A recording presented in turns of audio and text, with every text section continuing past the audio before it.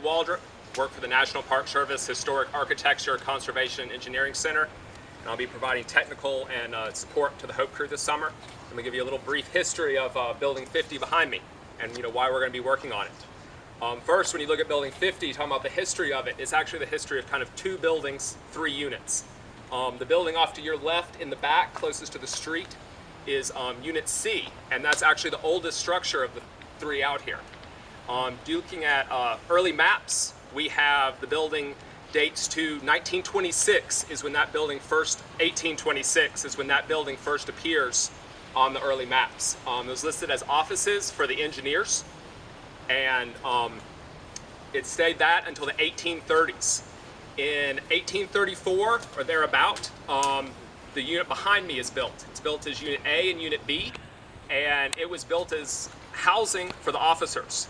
And at that point, when they turned this into housing, they turned Unit C into a laundry, kitchen, and servant quarters for the officers.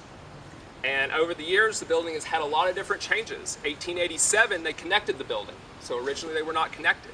The interiors have a lot of intact trim. They have plaster cornices, high ceilings to try to deal with the heat that we're all experiencing today before air conditioning. And one of the great things about the Hope Crew being here is this building, we don't have a lot of information about its history. No one has ever done a very detailed study of it. They've just kind of looked at some of the early Army maps and have gone from there.